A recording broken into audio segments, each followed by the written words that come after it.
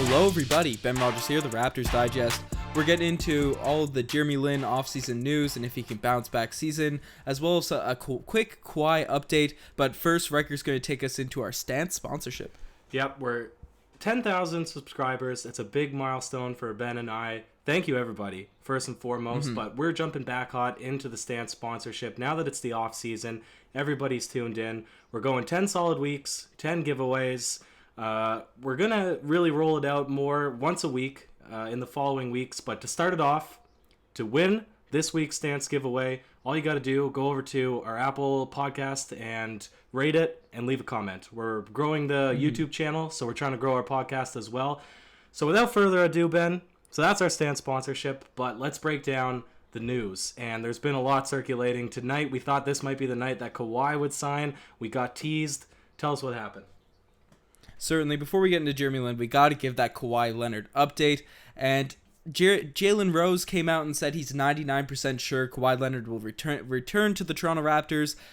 Chris Carter said that no one's made a decision. All the reports are still fake. And Riker, both of us didn't really believe all the reports saying he was guaranteed going to the Lakers.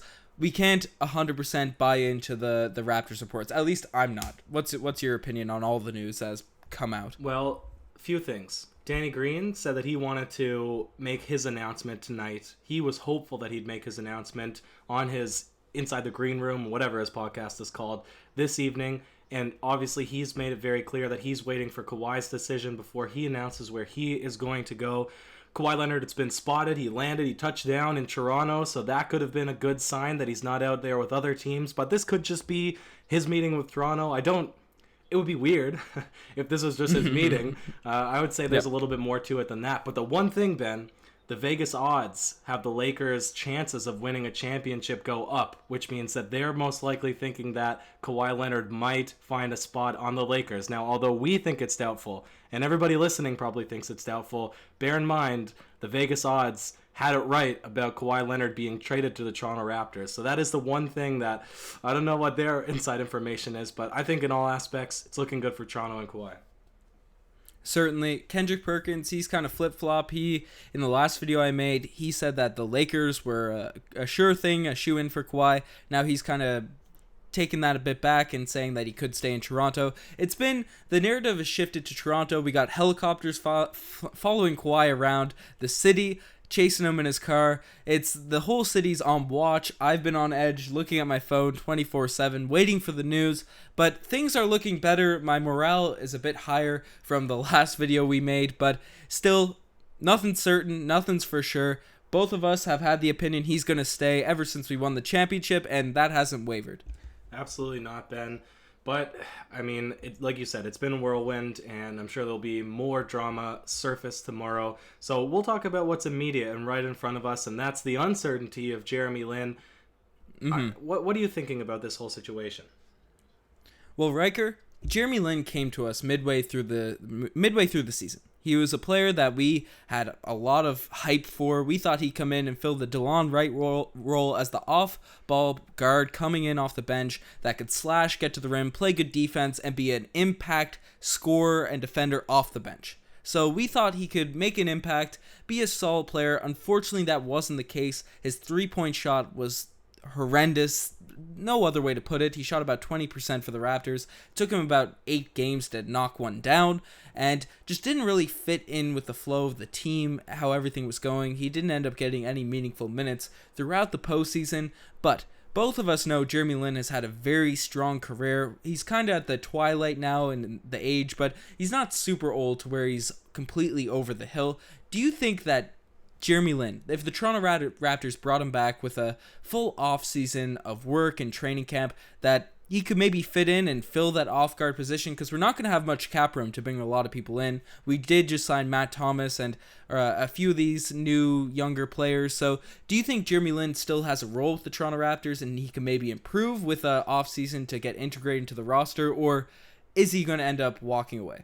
Well, it's kind of weird because, will he end up walking away is a different question altogether than whether or not he has a place on the Toronto Raptors. Because as you'll break down, he's considering going to China, and that has a lot of different implications, not necessarily just fit and NBA, but in terms of his lifestyle, culture, a bunch of different factors, because he could really have a fruitful career overseas, where he's really revered as one of the, like I said, we'll break this down in a second, but just in terms of playing on the Toronto Raptors, what baffles me is how much his productivity dipped when he came to Toronto. Yep. Now, of course, he's coming into a team that has a 7-year legacy now of being a playoff contender, or maybe a 6-year, I guess, of just being always in the mix, being competitive. He's coming in at a diminished bench role, but really he's playing the exact same amount of minutes that he's been getting for the majority of his career, and around the same amount of touches, and yet with those chances, he's shooting 10% lower from the field, 13% lower from three. He's getting a handful of points less. I'm surprised that he didn't get about 10 turnovers more. It really shocked me at how unwell he fit in the mix of this roster, because for the most part, he's a pretty level-headed guy. We expected him to come out with good defensive intensity. He just always seemed lost. He always seemed disengaged, and his IQ was horrible. It's reminiscent of Terrence Ross. So do I think he has a place on the Toronto Raptors? No, because of what he's shown. I would have liked him to. I still would like him to, but I just don't see it. I just don't see how it would fit. Yeah, it was really interesting to see him come in from the Atlanta Hawks, where he was thriving this season. His three-point shot was up. He could get to the rim. He still had that explosiveness, and the athleticism didn't really wane when he was in Toronto. But you mentioned it, just the decision-making, and we didn't run a lot of pick and roll, and that's where he thrives mostly in creating offense. And the offense just didn't suit his game, and he didn't fit in.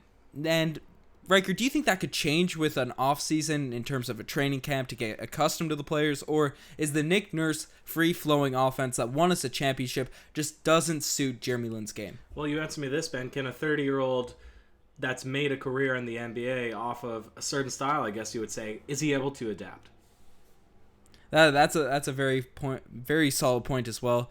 I think it would be tough for him to come into an offseason. He's a very high IQ basketball player. That's the thing about him, which was very jarring to watch him play last season and turn the ball over a lot and be not very confident in his dribble and his drives despite still having that athleticism. It was really weird to see him go into the lane and throw passes all off the mark and take bad IQ shots, because he's made a career off out kind of smarting the other players and being quick on his drives and making the right floater or dunk or layup and finishing around the rim. So I think he could possibly adjust, but the key would be for him improving this three-point shot or getting it back to the mean of his career, because I think the three-point shot is what really crippled his game with the Toronto Raptors this regular season. If he could maybe knock down a few more jumpers, then I feel like the lanes will be more open and people will respect the jumper more, and then the passes that he's been so accustomed to making throughout his whole career will be there. I think the fact that the jumper completely fell off the map was the real crippling point to Jeremy Lin's game this season.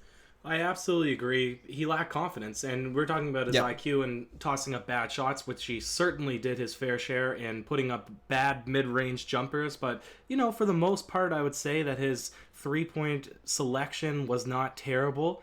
It was great. Yeah, he took open threes. Sometimes he was contested. Yeah, but for the majority, you're right. It was open threes. His just confidence was at an all-time low. I really hated what I saw.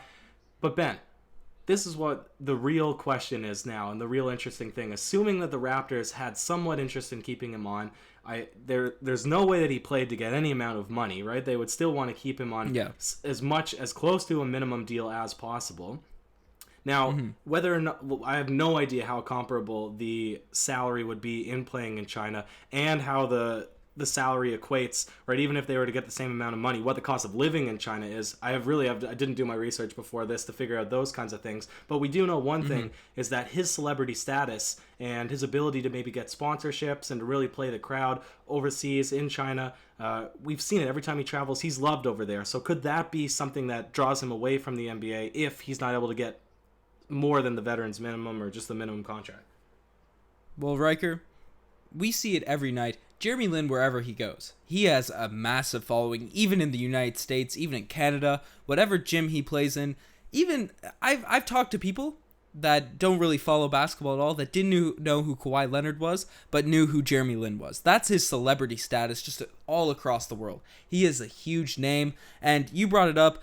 and none other than U.S. presidential candidate Andrew Yang reported. He's doing some insider reporting. He's trying to steal Woj's job if he doesn't get the Democratic nomination.